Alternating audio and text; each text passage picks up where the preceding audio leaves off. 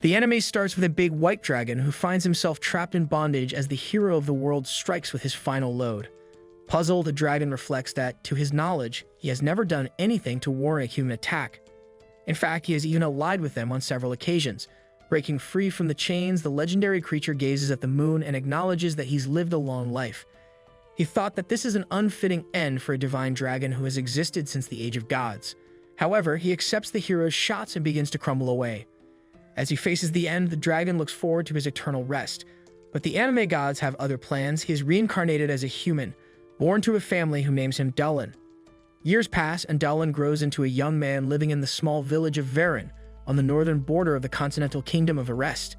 The village thrives on agriculture, and Dullin works hard in the fields to earn his daily bread. At 16, he's already considered an adult, having left his family home the previous year to live on his own as is customary in the village. One day, Dullin goes fishing with his older brother, who asks about his upcoming journey to investigate the swamp. Your family who once lived there vanished about a month ago, and the village needs to figure out why, as they relied on them for trade. His brother notes that this task should fall to the garrison, not Dullin, but the former dragon explains that Captain Balon and the others are too busy defending the village. His brother offers to accompany him, but Dullin reassures him that he'll be fine. While talking, Dullin catches a massive fish after a brief struggle. On his way back to the village, he runs into Merida and Albert, who comment on his impressive catch. Dullin thanks Merida for convincing the village chief to allow him to go on the mission. She humbly says it's the least she can do since he helps with the training sessions for the children. Albert advises Dullin to focus on preparing for the journey, as there are dangerous monsters and bandits near the village. With limited soldiers, the outskirts can enjoy the same level of protection as the cities, so the villagers must defend themselves. Back home, Dullin preserves the fish so it won't spoil. Just as he finishes, Ares stops by to remind him of their magic practice. She secretly has a crush on Dullin but hides it, claiming she just happened to be in the area. During practice, Dullin demonstrates his impressive offensive magic, perfectly hitting the target with an energy bolt. His master is impressed but reminds him they also need to work on magical healing, which was Dullin's weakest subject. After the lesson, the village chief introduces Dullin to Christina, a noble woman who will be staying in the village for a while. The chief warns Dullin to be respectful due to her status. Soon after, Dullin and Christina exchange greetings and briefly share a moment as they look into each other's eyes. The chief then continues to show Christina around the village, and Dullin notes her poise and grace. Later, Dullin visits his family to deliver food. He reflects on the harsh weather of the village, where winters are freezing and summers blistering. He's surprised by how humans manage to survive in such extreme conditions. His parents and younger brother warmly greet him, and his mother prepares a delicious meal. During dinner, his father teases him, suggesting that living alone must get lonely and that he should find a wife, as his older brother did. But Dullin insists he's okay with being single for now. The conversation then shifts to his upcoming journey, and his mother expresses concern about the dangers of the road. However, Dullin reassures her that he won't take any unnecessary risks and that the trip is purely investigative. Hearing this, his father trusts his son's judgment, believing he can make his own decisions. But the only thing he asks is that Dullin returns home safely to spare his mother any worry. He then promises to come back with a great story to tell. On the morning of his departure, Captain Balon expresses again that the mission should be handled by soldiers, but Merida reminds him that with a high risk of monster attacks, they can't afford to leave the village undefended. Letitia, the village nun, gives Dullin a simple blessing from their goddess, and his master tells him that her fortune-telling hints at a faint sense of danger, urging him to stay cautious. Airy, blushing, hands Dullin a packed lunch she made for him. With everything in place, Dullin sets off for the swamp. He arrives without incident and surveys the scene. Taking a deep breath, Dullin removes his gloves and touches the swamp's water to sense what's wrong. He soon realizes why the lizard people fled. The earth elemental's power has surged, while the water elementals has weakened. His master's fortune-telling had been right again. But soon, Dullin's attention is drawn to some rustling in the bushes. He draws his sword, knowing that only powerful monsters can survive in the swamp in its current state. However, he is surprised when a baddie named Selena emerges. Selena calls Dullin foolish for coming alone, but he brushes off her remark, noting that it's strange to see demi-humans like her in this area. Despite the danger, he can't help but notice that she is as beautiful as the rumors suggest. Selena seems relieved when Dullin confirms he's alone and tries to charm him with a dance passed down by her mother. However, she can't remember the steps and ends up looking more silly than alluring.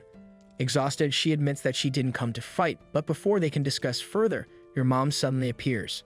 The creature lashes out at Selena, but Dullin cuts off its hand before it can harm her. As the monster begins to regenerate, Dullin grabs Selena, pulling her into hiding. He explains that the creature is a mad elemental, likely the reason the lizard people fled. He suspects that a recent earthquake disturbed the elemental, driving it mad.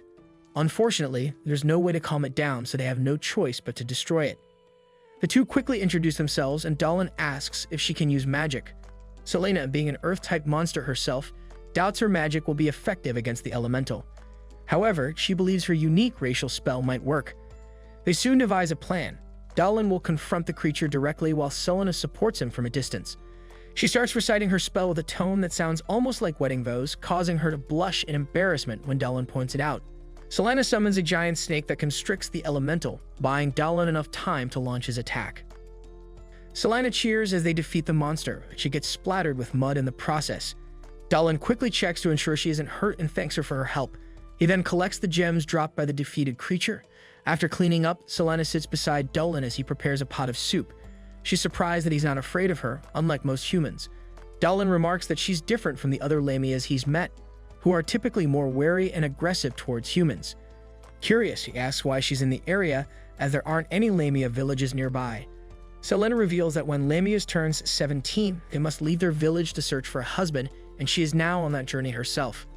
Selena explains further, providing some background on her race. Lamias are an all-female species, and it's rare for them to give birth to male offspring. When they do, the child is always of the father's race. The Lamias originated when a cursed human woman passed her affliction to her female descendants. Due to their partially snake nature, their body fluids contain venom, meaning they must choose husbands with strong, venom-resistant bodies. Dahlin sympathizes with her, acknowledging that it must be harder for Lamias to find partners than it is for other races. Selena shares that her mother also met her father on a journey. He was a human like Dahlin, and she's touched by how well her parents got along. She feels Dahlin is treating her like a child with his kind responses, but he reassures her that's not the case. In fact, he finds her cute, which makes her blush. He serves her a bowl of soup, admitting it's not as good as his mother's cooking, but it's still tasty. Selena takes a bite and is overwhelmed by the meal, praising its rich flavor and aroma. Realizing she's getting overly excited, she stops herself and apologizes. Dahlin smiles, telling her that his mother taught him how to cook. He's glad she likes it, recalling how his family would gather around the pot on cold nights. Selena, noticing the warmth in his voice, comments that it's clear how much he loves his family. Dahlin agrees, reflecting to himself that the lonely dragon he once was is no more. The two spend the night bonding over stories of their families. As dawn breaks, they prepare to part ways. Dahlin shakes Selena's hand and wishes her luck in finding a great husband. He mentions that Lamias are fond of life energy, so he gives her a small amount of his own, only to accidentally overwhelm her with the strength of his draconic energy, causing her to fall. He quickly apologizes, realizing that a dragon's life energy might be too potent for her. Before leaving, Dahlin tells her he's returning to his village, but hopes that one day she'll visit with her future husband. They bid each other farewell and head off to their respective destinations. This then marks the end of today's anime recap. If you enjoyed the video and want more of it, please support the channel by leaving a like and subscribe. Let's help us reach our current goal of 20,000 subscribers. A few days later, a guard and a villager from the village noticed a woman crossing the bridge towards Varen. The villager remarked how dangerous it was for a young woman to travel alone, but she confidently reassured them that there was no need to worry. She believed that she was stronger than she looked. After all, she was just a simple Lamia. Once they realized she was a snake woman, they both panicked and ran off without looking back, much to Selena's frustration. Meanwhile, back at Dahlin's house, Maguru was teaching Dahlin and Eri the basics of magical medicine. Unlike regular medicine, magical potions were made from ingredients imbued with magic and required extreme care and preparation. Even the smallest mistake could be dangerous or fatal. As she finished explaining this, Dahlin made his first mistake. Maguru chuckled, teasing him about not being very good with delicate tasks. Eri then encouraged Dahlin not to get discouraged, pointing out that he had a sharp eye for medicinal herbs and was wonderful with children. Blushing slightly, she added that he was also quite handsome. Dahlin thanked her for the kind words, but admitted that he struggled with following complex recipes, acknowledging he had a lot to learn. Maguru, finding no issue with Eri's mixture, sent her off to play outside. Eri, however, preferred to stay and help her mother, so she excused herself. During this, Dahlin reflected on his past life as a dragon, where he never needed medicine, which might explain why he wasn't good at handling delicate things. Despite Dahlin's frustration, Maguru reassured him that his offensive magic was exceptional, though magical medicine was still a challenge for him.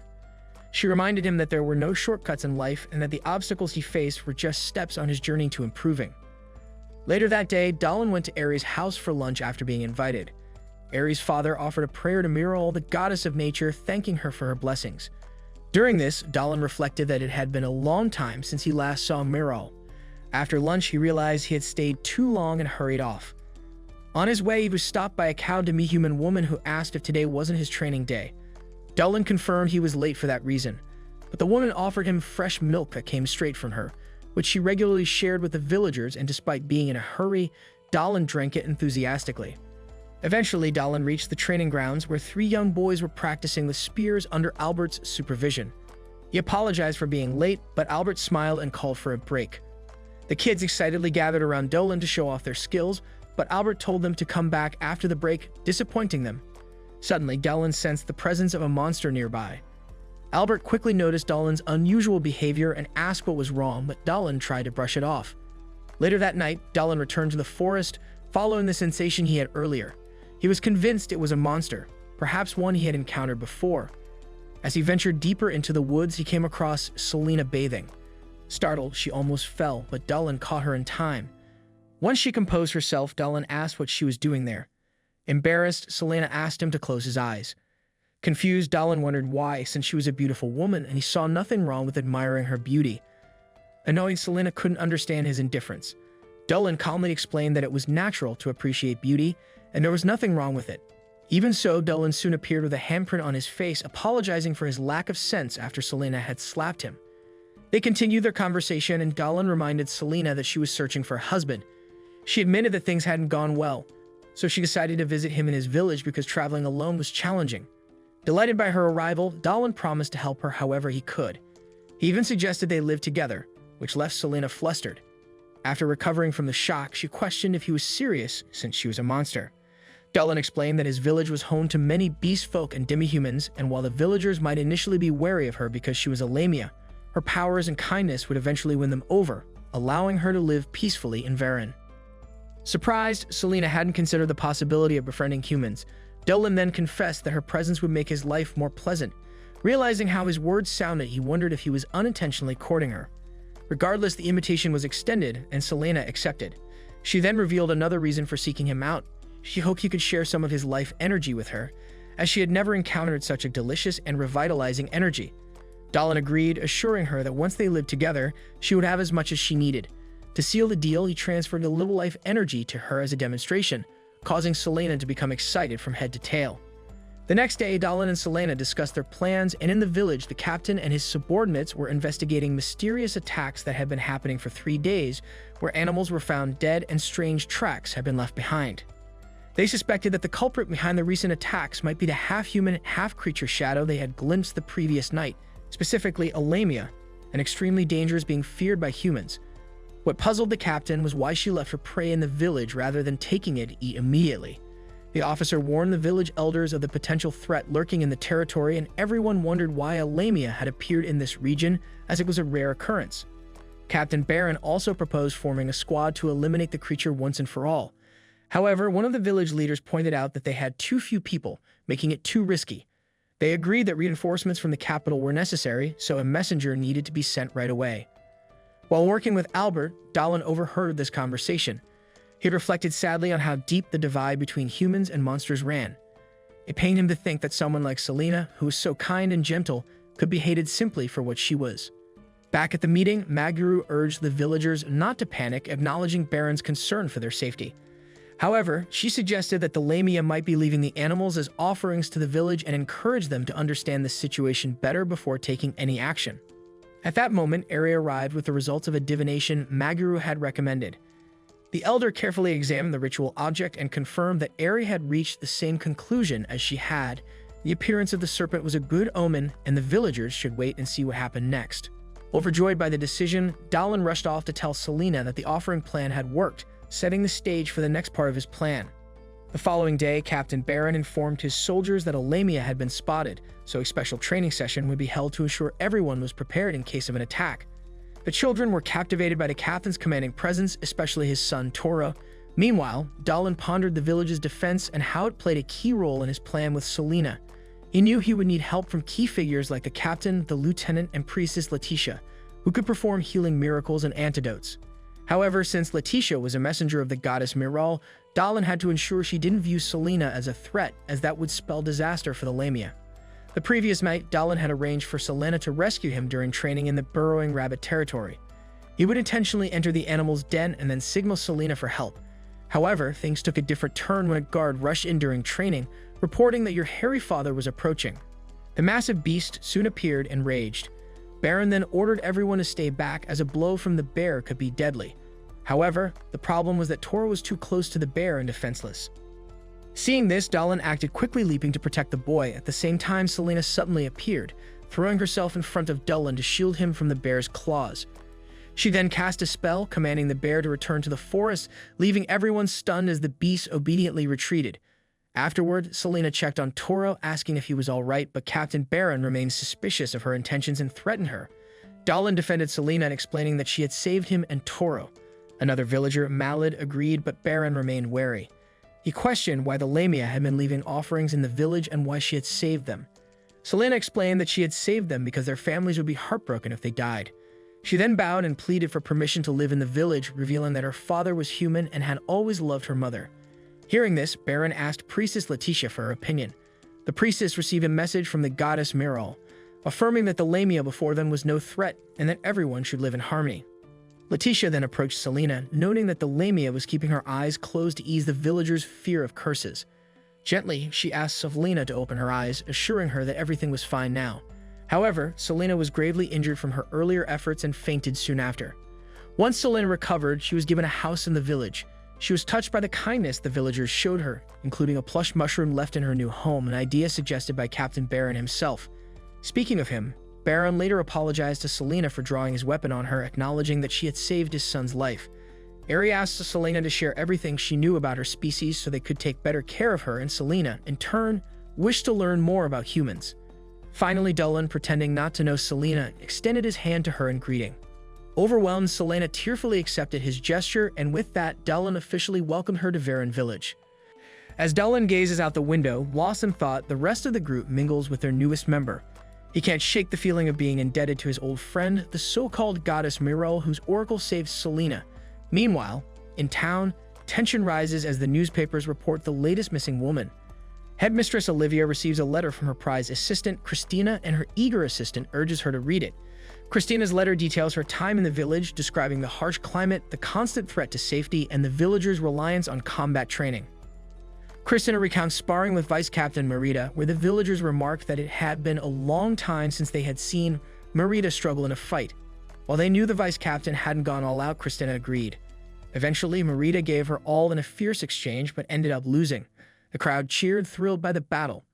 Christina helped Merida up, praising her exceptional sword skills, calling them swift and beautiful, which made Merida blush. Baron then also commended them both on a marvelous mock battle, and Merida invited Christina to join them for lunch. Christina was surprised by how warm and welcoming the villagers were. At the pub, some local girls offered her food, captivated by her beauty. Baron soon joined them, inviting Christina for a drink. However, Albert thought she should decline, knowing the captain tends to go overboard. Merida then scolded Baron, calling his request disrespectful. So Baron quickly apologized, assuring her he meant no offense, and then left with the other boys to enjoy themselves. Christina later overheard them laughing as she prepared for bed, but restlessness led her to train more. During her nighttime training, Christina bumped into Dallin and Selena. Noticing Christina seemed upset, the Lamia invited her to her home. Selena showed off her straw bed, boasting about its comfort. Dallin gently reminded Christina that humans might not find it as cozy, but the noblewoman tried it anyway, surprised by how comfortable it was. Selena spoke of how the villagers' warm nature had eased her worries about being accepted, and she pointed out that everyone in the village loved Baron's wife's milk. Christina now understood why the villagers gathered there each morning. They also discussed how the captain consistently is the best at drinking his wife's milk and Dallin's brother's impressive fishing skills. However, when the girls realized that was the only one standing, the girls dragged him into bed with them for some biological lessons. The following morning, they visited the captain's home for Christina to try her wife's famous milk. Baron insisted they join him, and a fresh cup was brought out for Christina. She drank it quickly, marveling at its taste. From the way she downed it, the captain guessed she was a skilled drinker, and she admitted she could outdrink most. Fired up, the captain challenged her, but by the end he collapsed while she remained standing. Impressed, she was later given the honor of tasting Baron's daughter's first cup of milk. The young girl was quickly overjoyed to hear that it tasted sweet and went down smoothly, even hugging Christina for her kind words. Back at the palace, Christina's letter concludes by saying she has grown closer to the villagers and the place is becoming dear to her. That evening, Olivia attends a ball where the latest gossip is about Christina's friendship with a beautiful Lamia. The headmistress is surprised that the noblewoman's exploits have become the hottest topic in town. She is joined by Karen, a mage employed by the government general who is particularly curious about the Lamia. Olivia finds it odd that Karen is so interested in a simple Lamia, but Karen explains that humans shouldn't be living with such dangerous creatures, especially with the ongoing mystery of the serial disappearances, as she doesn't want more trouble. However, Olivia doesn't believe the Lamia pose any danger, as an oracle from the goddess Mirel instructed the villagers to live peacefully with her. But the mage Karen remains unconvinced, arguing that they should still prepare for the worst. To do so, she proposes that Selena be summoned to the town for an assessment. Gorda, the commissioner of the northern frontier, interrupts to support Karen's view, offering to lead an envoy to retrieve the Lamia. That night, Dolan astral projects in his dragon form to visit the other world, where he meets Mirel, his old friend. She is delighted to see him, and Dolan thanks her for the oracle that saved Selena, admitting he doesn't know what would have happened without it. Mirel, recognizing him despite his rebirth as a human, shares that she felt his soul among the prayers directed to her. She's happy but also puzzled, recalling how he once seemed weary of life as a dragon. Dolan explains that reincarnation changed his perspective. He now understands how people on the surface live each day as if it's their last. He remarks that while celestial beings live longer, humans' shorter lives burn with a bright intensity. Mirel agrees, noting that he too shines brightly now and that she senses contentment in both his and Selena's hearts. As day breaks, Selena bursts into Dolan's room, waking him up with the news that it's a new day. Dolan asks her to knock next time, but she notices that he's in good spirits. He tells her he dreamed of an old friend who said kind words to him. Changing the subject, Selena reminds him of their promise to plant potatoes with Christina, hinting that the noblewoman might be upset if he forgot. The trio heads to the farm where Selena plants the potatoes unevenly and Christina aggressively punches the ground while planting. Amid their work, Christina rushes over, urging them to come to the village gate immediately. When they arrive, Dolan and Selena are surrounded by guards on Gorda's orders. The commissioner introduces himself and confirms that it was Dolan who brought Selena into their lands. A priestess defends Selena by pointing out that Mirel's oracle proves she is an evil. However, Gorda clarifies that while he respects the goddess's judgment, he's responsible for ensuring the safety of their lands and must address any potential threats. Dolan is relieved that they didn't send an elimination squad, but still wonders what they want. Gorda reveals that they plan to take Selena to the government general to confirm she isn't a threat. While they trust Mirel's assessment, they must follow the law of the land if Selena is to live in Vaughn Village. Dolan requests to accompany Selena since he brought her into the village in the first place, and Gorda agrees, seeing this as a way to prevent any problems along the journey. As soon as they set off, Christina uses a wind spell to rush ahead to the town, seeking a meeting with Headmistress Olivia before the envoy arrives. She barges into Olivia's office, explaining what Gorda did during his visit to the village. Olivia calmly offers Christina tea and reassures her that Selena won't be eliminated, as she has Mirel's blessing. The headmistress also reveals that Kieran orchestrated this, seeing Selena as a potential threat. Kieran suspects the Lamia might be involved in the recent disappearances, though Olivia doubts it given the geographical distance between the incidents. Still, Olivia warns that suspicion could fall on Selena if Kieran builds a case against her. Meanwhile, on their journey, Dolan comforts a worried Selena by holding her close, explaining that his mother used to comfort him the same way when he was anxious. He assures her that there's nothing to fear. As they travel, the carriage suddenly stops, and they're told to step out.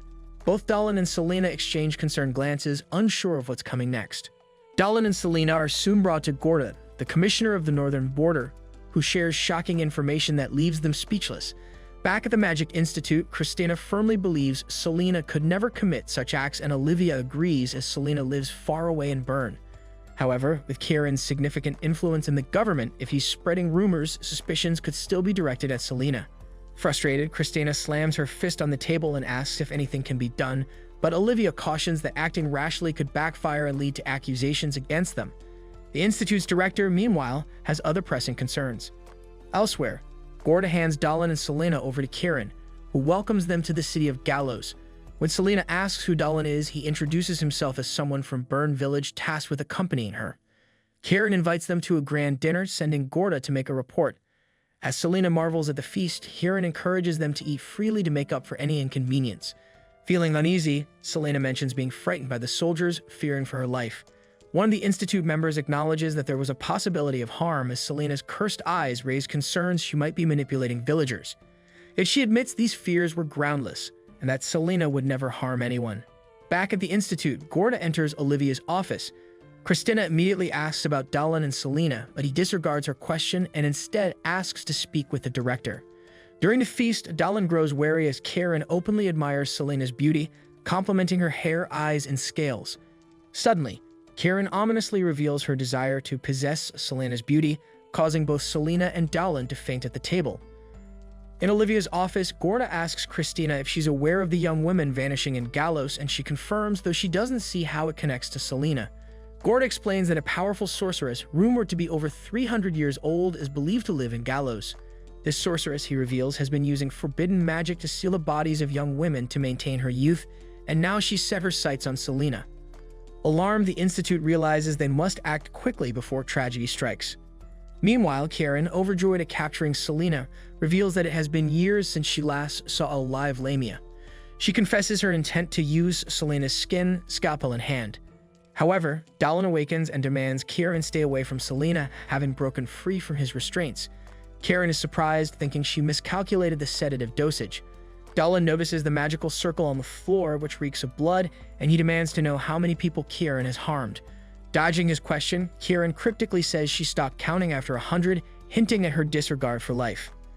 Undeterred, Dahlin presses further, asking what she does with her victims, to which Karen chillingly explains that she conducts experiments on them, using the most beautiful parts of their bodies to keep herself youthful. Dahlin denounces such magic as forbidden, asking if she struck a deal with dark forces. She proudly admits she has, gaining features from various creatures to add to her beauty. Dahlin calls it monstrous, but Karen dismisses him, believing he simply doesn't understand beauty's value. To her, beauty is worth any cost. Just then, Selena, who had been pretending to be unconscious, confronts Karen, accusing her of killing those who came to her for help. Karen coldly defends her actions, seeing her victims as fragile beings who would eventually ruin their own beauty. Outraged, Selena shouts that Gorda was right about Karen's sinister nature. Stunned, Karen realizes too late that Gorda had given Selena and Dahlin a magical item that transmitted every word she said. In that moment, the wall blasts open and Gorda enters with members of the Magic Institute. Christina rushes over to Dahlin and Selena, while Olivia apologizes for the ordeal. Gorda orders Karen's arrest, and soldiers quickly surround her. Olivia accuses Karen of trying to frame Selena for the disappearances, only to plant a false report claiming Selena was killed resisting arrest so she could take Selena's body for herself. Karen, enraged, argues that people blessed with natural beauty could never understand the lengths she's gone to achieve it. Since childhood, Karen had envied the beauty she saw around her, but knew she wasn't part of it. This feeling drove her to search for beauty in increasingly twisted ways, a pursuit that brought her to this point. As the soldiers take her away, she insists her actions were justified by her relentless pursuit of beauty. In her obsessive quest for beauty, Karen targeted young women, eliminating them one by one to piece together her ideal form. Yet it was never enough. The more she attained, the more she craved. Determined to showcase the results of her centuries of forbidden magic, she morphed into her mom being and launched an attack on her foes. Christina, shocked at Karen's transformation, was soon informed by Dahlin that Karen had fused her body with parts from various creatures. Karen then boasted of her beauty, formed from countless lives, claiming she would live forever in harmony with the creatures she had merged. She threatened her enemies, declaring that they too would become part of her collection. In response, Selena unleashed her cursed eyes, paralyzing the monstrous Karen. Seizing the chance, Olivia led the soldiers to safety, knowing they were powerless against such a formidable opponent. But as Selena's strength faltered, the spell broke and Karen lunged to strike. Christina intercepted, severing several of Karen's fingers, proclaiming that harming her friends deserved death. However, Karen's fingers regenerated instantly, and Christina charged again, slicing through Karen's tentacles with powerful magic. Furious at Christina's audacity, Karen summoned dark magic known as the Egg of Aster, causing dozens of eyes to appear across her monstrous body. Realizing the threat, Olivia prepared to act, though she knew summoning the underground spirits might endanger everyone present. Dahlin quickly drew two magical circles, preparing a barrier and an offensive spell. Approaching Karen, he asked if she was truly happy. Enraged, Karen demanded he admire her unmatched mana and beauty. Dahlin replied that beauty achieved through bloodshed could never be real beauty, reminding her that the bodies she used had belonged to people with their own hopes and dreams. Dahlin then summoned the Celestial Spear, unleashing a rain of magic that trapped Kieran within a circle, ending her threat. Later, Selena struggled with her studies, finding it difficult to express herself in the local language. Diane encouraged her, reminding her that with practice, she'd be able to write well in time. Dolan, who was studying alongside her, assured her it was no burden to be with her in the mansion, even if her cursed eyes were the reason for their situation. Christina soon joined them, checking on their progress. Through the window, they noticed Olivia and Gorda arriving by carriage, prompting everyone to gather for tea to discuss recent events. Dolan admitted his surprise when Gorda suggested he and Selena serve as bait for the investigation, though the antidote from Dolan's mentor had neutralized the poison they encountered. Gorda then formally allowed Selena to stay in Galos with additional permission for her to live in Bern without issue. After celebrating, Selena whispered to Dolan that Gorda was very different from what she'd imagined, and Dolan agreed wholeheartedly. Olivia revealed that someone wanted to meet them, leading them to Denzel, the son of an old muggle. Denzel invited them to tour the city, taking them to the bustling main avenue. As they walked, a child accidentally dropped a piece of fruit, which Selena kindly returned. The child's mother, however, quickly shielded her son, wary of Selena's Lamia nature, drawing cold stares from those nearby. Despite this, Selena kept her spirits high, determined to buy gifts for the villagers. At the end of the outing, Dolan invited Denzel to visit Bern, and Denzel returned the offer, suggesting Dolan consider joining the academy. Denzel, noting Dolan's potential, encouraged him to train his powers fully. Dolan, however, declined, stating he was busy with village responsibilities, though he promised to think about it. Olivia added that studying at the academy could allow Dolan to use his powers to protect the village someday. Reflecting on the offer, Dolan acknowledged that his time in Galos made him realize how limited his village life was, prompting Christina to note that growth might be hard in such a remote place. Meanwhile, deep within a forest, a scouting elf spotted dozens of giant ants emerging from a magical portal, where a battalion of warriors awaited inside. In the depths of the forest, a group of elves faces off against a massive monster. During the battle, one of the elves is struck and falls unconscious. Another elf desperately tries to revive him, only to see lifeless eyes staring back. Enraged, she shouts at the creature to leave the forest, but soon the entire group is wiped out. Later, a man wearing a fox mask and a young companion arrive at the crime scene, finding the elves slain. One elf, barely alive, weakly reaches out to warn them of more monsters lurking in the woods. With his message delivered, he dies. The masked man's face grows serious as he remarks that they need to inform the tribe leader of the impending threat. Elsewhere, Dolan and Christina help train the village children, while Selena and Baron watch. As they look on, Selena recalls Dolan's invitation to join an academy, and a wave of worry washes over her at the thought that he might leave. Lost in thought, she doesn't notice when the village kids start playing with her tail, and she chases them in playful retaliation. Observing her, Dolan realizes how much Selena has become a part of village life and hopes things stay this way. Just then, a tired Christina approaches Dolan with a request to explore the forest together. She mentions hearing that powerful monsters roam the woods and she wants to test her strength against them. Dolan warns her not to enter the forest without a solid reason, but Christina insists, saying a villager can't graze his pigs there due to the monsters. She volunteers to act as a bodyguard, feeling it's her duty to protect the villagers however she can. Dolan sighs, surprised by her eagerness to guard pigs, but agrees to join her. Before long, Dolan, Christina, Baron, and a few knights accompany the pigs into the forest. Selena observes the heavily armored knights, and Dolan explains that with strange monsters appearing recently, everyone has to stay alert. They arrive at the grazing area, where Dolan and the others stand watch over the pigs. Meanwhile, Baron leads his men on a patrol around the area. When a pig wanders into the undergrowth, one of Baron's soldiers chases after it, only to find the injured animal suddenly thrown back toward him by a fierce blade-wielding tiger. Terrified, the guard nearly collapses in fear as the tiger mistakes him for another pig and charges at him. Fortunately, Baron arrives in time to strike the tiger on the head with his enormous hammer, chastising the soldier for his lack of vigilance. Ironically, Baron himself fails to notice a giant black ant creeping up behind him. The ant creature ambushes Baron, quickly overwhelming him. Dolan and the others hear his shouts and rush to his aid, arriving just in time to find Baron defeated by the massive ant. The creature lunges at Dolan, but he blasts it with energy, bringing it down. Christina asks what kind of creature it is, and Dolan explains that it's not just a monster. It's a demon from the underworld, even if only a low-ranking scout, still far stronger than ordinary monsters. When Christina asks how he knows about demons, he replies that he learned about them from old books. Then Dolan offers to pin down the demon so Christina can finish it off. She dashes forward as Dolan weakens it with magic, and taking her chance, she strikes the demon's head, defeating it. Still in disbelief over fighting a demon, Christina agrees with Dolan's advice not to alarm the villagers. That evening, the villagers gather at the chief's home. Dolan returns from checking on Baron and informs everyone that although he remains unconscious, his life is no longer in danger. As the villagers discuss the strange creature that overpowered their guard captain, the healer arrives with good news. Baron has regained consciousness and should recover soon. However, the healer warns them that the creature that attacked Baron was even stronger than the blade-wielding tiger. Dolan, concerned by the signs of unrest in the forest, suggests investigating further. The village healer advises him to tread carefully, reminding him that nature only retaliates when its territory is disturbed. Dolan argues that they need to be proactive to prevent future threats. Reluctantly, the healer agrees with one condition. He must bring someone along. Christina immediately volunteers, but the village chief declines, explaining that risking her safety would betray the trust of the academy headmaster. Seeing her chance, Selena steps up, insisting she will accompany Dolan. He sees the determination in her eyes and cannot refuse. The next morning, Dolan and Selena prepare for their journey, only to find Christina already waiting for them in the forest, unwilling to stay behind. Dolan is surprised, reminding Selena that the chief wanted her to stay, but she just smiles, saying she wants to help protect the village. Soon after, they encounter a swarm of giant spiders and work together to fend them off. Just as they're catching their breath, a large corn ape appears. Christina braces for another fight, but Selena approaches the creature peacefully, offering it a shiny red apple. Christina watches in awe, amused by Selena's calm approach.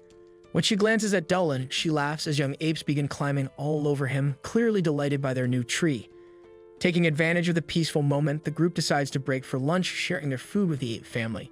Curious, Christina asks if Selena has ever been afraid of monsters. Selena chuckles, reminding her that she is technically part monster herself. She encourages Christina, suggesting she feed the baby apes, and soon Christina finds herself charmed by them. As they relax, Dolan pieces together clues and realizes that both the spiders and the apes may have been driven out of their usual habitats by something far more dangerous. Out of nowhere, Selena glances at Christina, admiring how she even manages to look elegant while eating a simple slice of bread. Dolan agrees, complimenting Christina's natural grace, causing her to blush. Noticing Christina's poise, Selena feels a pang of insecurity and jokingly asks her for tips on being more enchanting, hoping it might attract a good husband. Dolan, sensing her insecurity, reassures Selena, saying she's already charming just as she is. Selena blushes, her mind drifting into a daydream of Dolan proposing to her and a blissful future together. Suddenly, both Dolan and Christina sense a demonic presence nearby. Out of nowhere, a small object is thrown at them, containing an unconscious fairy. Moments later, a demon ant appears. Dolan immediately charges at it, telling Selena to get the other creatures to safety. Christina quickly joins him, and together they manage to defeat the demon. However, more ants appear, surrounding them. Two rush towards Selena, but Dolan takes them down with energy arrows while Christina battles the remaining creatures. In the midst of the fight, another demon ant charges Dolan, but he fends it off by transforming his arm into a dragon's claw, crushing the demon midair. Christina finishes off another one, but as she turns, an ant lunges at her from behind. Selena steps in, using her magic to defeat it just in time. The group revives the unconscious fairy, who introduces herself as Marl. She explains that the demon ants were hunting her under orders from a powerful force. Realizing the severity of the situation, Dolan, Christina, and Selena listen as Marl warns that everyone is in grave danger. Just then, they feel surrounded again. This time it's not demons. Christina instinctively reaches for her sword, but Dolan senses no hostility and motions for her to lower her weapon. Emerging from the bushes, a group of forest elves approaches, led by one who steps forward and assures Marl they've come to rescue her. Marl tried to persuade the leader that both the humans and the Lamia had saved her. At the same time, Dolan reassured his companions that they were safe since they came in peace, although he advised them to stay behind him just in case. Student Geo, the elven commander, approached Dolan to thank him and his group for saving the fairy. The elf bowed respectfully, surprising the trio. However, Geo warned them that Enti belonged to the forest dwellers, expressing some wariness as he asked Dolan why they were there. Dolan explained that they had come from Burn Village, where monsters had appeared. Suspecting something was wrong in the forest, they came to investigate, but he now realized he should have asked for permission before entering the territory, so he apologized. Geo understood Dolan's reasoning and didn't blame him, though he suggested they leave immediately, as the forest was in a state of unrest. When Dolan mentioned the presence of demonic troops who had recently invaded Burn, Geo was surprised. Those were the same enemies currently waging war against the elves and Ente. Christina, losing her patience, demanded to know how they were handling the threat, practically interrogating Geo about troop numbers and whether he had alerted the kingdom. Frustrated, she grabbed the commander by the collar, causing the archers behind him to react. Selena quickly intervened to pull her friend back, but Christina was furious about the elves' apparent reluctance to accept help in such a dangerous situation. She then offered her group's assistance in the war, leaving the elves astonished. Dalin gently placed a hand on her shoulder, realizing her outburst was out of concern for the elves. Fuyo, Gio's sister, commented to Marl that the humans in Lamia seemed like good people, and Marl added that they had proven capable by defeating demon soldiers. Observing the reactions of the elves, Dalin sensed that Christina's strong character had actually helped them gain trust. However, when he heard about the demonic army, he grew concerned. It seemed likely there was a portal linking the demonic kingdom to the forest. If fully opened, it could allow high-level demons to invade Entei. Determined, Dalin declared that he would defeat these enemies before the portal fully opened, even if it meant risking his own secret about possessing the soul of a dragon. He then offered to help the elves, though he understood it was against their laws to accept assistance from outsiders. Feo joined in, urging her brother to accept the help since the strangers were both capable and willing to defend the forest. Seeing the gravity of the situation, Gio relented, accepting the help of the three outsiders. He recognized that the forest's danger threatened everyone and welcomed their support in the fight. The elven leader then extended his hand to Dalin, sealing their agreement. Suddenly, a thunderous crash echoed through the forest and chaotic energy filled the sky, confirming Dalin's worst fears. The portal had opened. 3 demons emerged, wasting no time in beginning their mission. Dalin quickly cast a wind support spell to hasten his group's movement toward the village. One demon, Harem in gray armor, declared that their goal was to seize Entei's Yggdrasil for their ruler. Giroud in red armor remarked that their presence showed the trust placed in them, asking about another demon, Jorg, who had not yet arrived. Raphrasia, a small demon girl, explained that Jorg's immense mana was probably causing a delay. While waiting, Giroud challenged the others to a game of hunting elves, eager to spill blood. Garen declined, uninterested in weaker foes, but Giroud dashed off in pursuit of his target. Meanwhile, the third demon, Garayan, commented that the scent of the forest made her want to show a bit of love. As more demons poured through the portal, they reached the elven village, where defenders began firing arrows to slow their advance. However, the real challenge came when Giroud appeared, declaring himself one of the 4 demonic horsemen. The elves' arrows could not pierce his armor, and with one powerful strike, he shattered the village entrance, sending elves flying. Gio received word from his spiritual allies that demons were attacking from the north, so he planned to enter from the south to reinforce the defenses. As Zert's demons set up a barrier to block Dalin and the others, Giroud scorned the elven resistance, declaring that they could handle his troops but would fall in a single strike from him. To him, the cries of defeated elves were a delight. Approaching a fallen elf, he was about to strike with his spear when suddenly, black rose roots spread across his body, immobilizing him. A female voice then urged the elf to escape immediately. Furious, Giroud struggled to break free from the roots binding him, but the plants absorbed his mana and strength, flourishing even more. The elf he tried to kill stopped and recognized the woman who saved him as Diadora. Meanwhile, Gio and his troops pushed north, defeating enemies along the way. Dalin summoned his ancestral power, unleashing an energy surge that cut down many Zerts at once. Christina, with flawless swordsmanship, swept through the battlefield, while Selena led her magical support.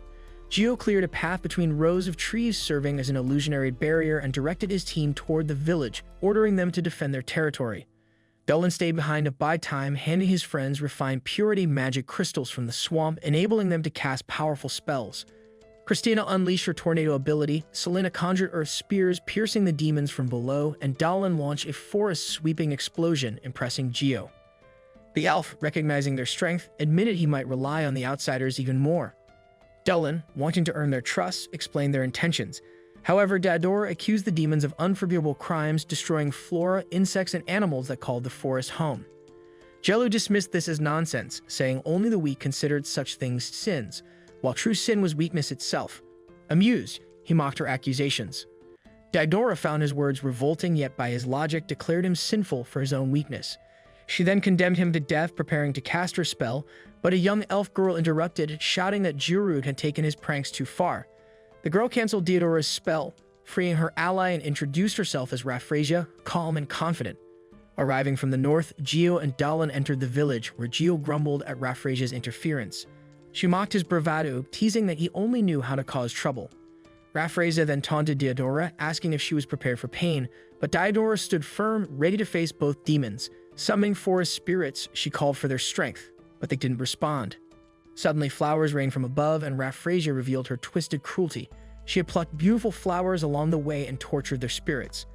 Holding a lily, she described how it withered in her grasp.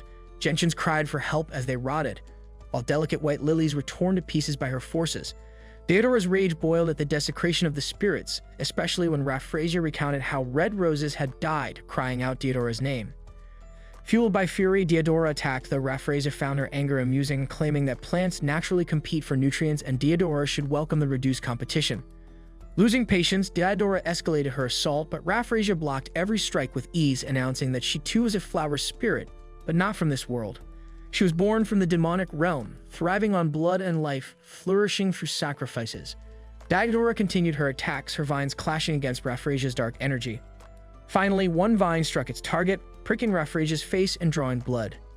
Seeing her own blood, Raffrasia was outraged by the assault on her beauty, and the two enemies renewed their battle.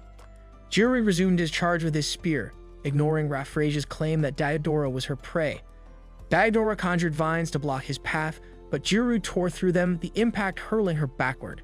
Raffrasia then ensnared Theodora, draining her mana as she tightened her hold. Realizing her life was slipping away, Theodora vowed to avenge her fallen friends. But at the last second, a powerful spell struck the demons, diverting their attention. As the dust settled, Dallin and his group emerged, standing beside her, ready for the next battle. The demons were left bewildered by the presence of the new human, who calmly extended a hand to help the fallen witch to her feet. Jirud, indignant, refused to accept this betrayal and prepared to strike, but Christina intercepted him with her sword, halting his attack. Dallin seized the opportunity and slashed at Jirud's neck, only for the demon to regenerate instantly and retreat. Meanwhile, Raffrasia attempted a surprise attack on Dallin, but an elf's arrow narrowly stopped her, which she managed to catch just in time. Outraged, she demanded to know who dared to target her, but Dallin reminded her that they were in an elven village where precision was unmatched as long as her miss was contained. Enraged, Raffrasia snapped the arrow and unleashed her power once more. Suddenly, the ground trembled, and a powerful energy emerged from the forest, drawing a malicious smile from Raffrasia. Her long-awaited arrival had come. From a demonic portal, a monstrous and menacing creature emerged. Despite this new threat, Jiru resolved to crush his enemies before the beast could intervene. However, an overwhelming magical presence made the demons hesitate. Selena summoned enormous magical serpents to bind Jirud, their fearsome magic holding him fast. Yet Raffrasia believed the Lamia's mana would only fuel her mist, and she moved toward the epicenter of the storm, seeking greater power. Sensing her intent, Dallin cast a powerful explosion spell, blasting Raffrasia away. Theodora added to the damage by using roots to batter her during her fall. As Selena kept Jirud restrained, Dallin asked her to leave the rest to him. With a powerful incantation, he prepared to hurl a fire spear at Jirud, but movement from the rear made him pivot and target the intruders instead. However, a projectile intercepted the spear, causing it to explode. Emerging from the smoke, a mysterious figure rebuked Jirud for his incompetence. It was Garen, stepping forward to challenge Selena. Dallin noticed a shift in Garen's aura, now more menacing than before. Jirud, mustering his remaining strength, tried to free himself from the serpents, furious that Garen was interfering in his battle. Just as Selena was about to be struck, Christina intervened, her sword blocking Jirud's attack. Impressed by her skill, Jirud labeled her a superhuman and resolved to destroy her. Christina countered with swift movements, scaling Jirud's tail and driving her blade into his neck. Though the demon quickly regenerated, he hadn't anticipated such a fierce assault. Fueled by rage, he vowed to tear her apart. Nearby, Selena summoned Earth's spirits to immobilize Garen and cast a cursed explosion. But despite the devastating spell, Garen emerged unscathed. Laughing, he taunted Selena, claiming her serpents were comforting compared to the demonic realm's horrors. Questioning her resolve, Garen broke free from the binds and retaliated with his axe. Dallin intervened, shielding Selena and delivering a magically infused punch that sent Garen flying. Declaring the battle over, Dallin's confidence faltered as the ground trembled once more. A colossal demon named Jorg, the fourth and final invader, appeared. As Jorg assessed the battlefield, a subordinate informed him that the Western forces had been wiped out. Disregarding this, Jorg focused on the oppressive mana suffusing the area. Apologizing to Garen for interrupting, Jorg stepped forward, exuding an aura of refined power and a hunger for battle. Jirud and Raffrasia tried to unsettle Jorg with taunts, but this demon was unlike the others. Radiating sharp, controlled energy, he relished the thrill of combat. Jorg expressed his delight at facing such formidable foes, certain the battle would be entertaining. Drawing his massive sword, he confronted Dallin, who refused to back down. Charging forward, Dallin blocked Jorg's initial strike, boldly introducing himself and demanding the demon remember his name. Startled, Jorg recognized the name, though he believed it unconnected to this human. Wielding twin giant swords, Jorg tried to overpower Dulin, but the human, using an unknown magic, managed to repel his assault. Stepping back briefly from the melee, Dulin sensed the demon had detected the draconic mana coursing through his veins. However, there was no time to dwell on it. He surged forward, driving his blade into the demon's shield while exhaling ancient mana to amplify the strike. Impatient, the monster launched a counterattack that failed to connect, giving Dulin a chance to retaliate with his explosion magic. Yet again, its opponent emerged unscathed, his shield and 3 swords absorbing the damage effortlessly. Realizing his adversary's exceptional skill, Dulin pressed on while Christina watched in awe at her ally's ability to keep the demon on the defensive. Even Diodora, surprised, asked about Dulin's identity. The demon, equally amazed, questioned whether Dulin was a remnant of some ancient deity or fallen god. To Dulin's astonishment, the monster confirmed this suspicion. Accused of harboring a deep secret, Dulin knew he couldn't reveal his draconic form, as doing so would risk destroying the entire elf village. While a conflict brewed in his mind, the demon declared that words were unnecessary, only their weapons would decide the outcome. With that, Jorg resumed his attack, this time more brutal and relentless. Dulin struggled to avoid the onslaught, but in a swift maneuver he managed to cut Jorg's chest. The wound healed instantly, spurring the demon's eagerness to continue. As mana filled the battlefield, Raffrasia and Jiru joined the fray.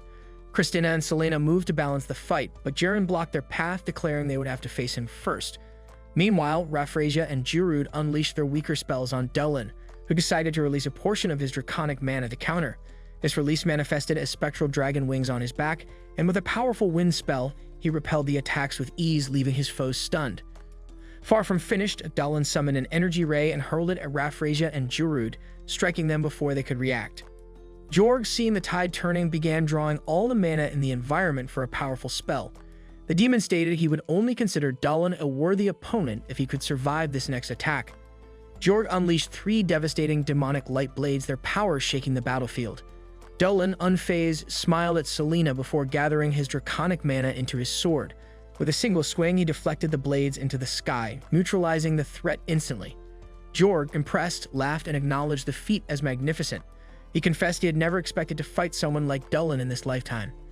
However, Jorg suddenly announced his disinterest in continuing the battle. Puzzled, Dulin asked for clarification, and the demon questioned whether he truly cared for the lives of the elves in the village.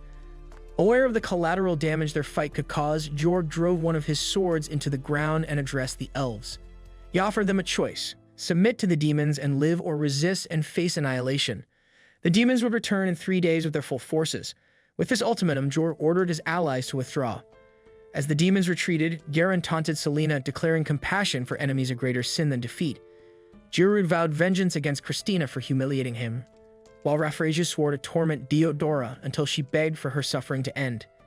Diodora, undeterred, promised to avenge her people against the demonic scourge. Finally, Jorg reiterated the 3-day deadline, promising no mercy when the time came. Dulin, in turn, resolved to unleash his full power in the coming battle. Laughing one last time, Jorg took flight, reflecting on the unexpected challenge Dulin posed. After the battle, Selena rushed to Dulin, embracing him out of fear she had almost lost him. Dulin reassured her, showing he was unscathed. Christina, still puzzled by Dulin's abilities, held her questions for later. The group was soon escorted into the village, where they were met with wary eyes. While Selena noted the cold reception, Dulin sympathized, understanding the elves' desperation. They were led to Dio, the tribal chief, who thanked the trio for their aid. Standing beside him were Vlake, a wolf man, Anirecap, and Arachnid, chieftains of other forest tribes. To provide perspective, Dio introduced Olivia, an elf who had lived among humans. This then marks the end of today's anime recap. If you enjoyed the video and want more of it, please support the channel by leaving a like and subscribe. Let's help us reach our current goal of 20,000 subscribers.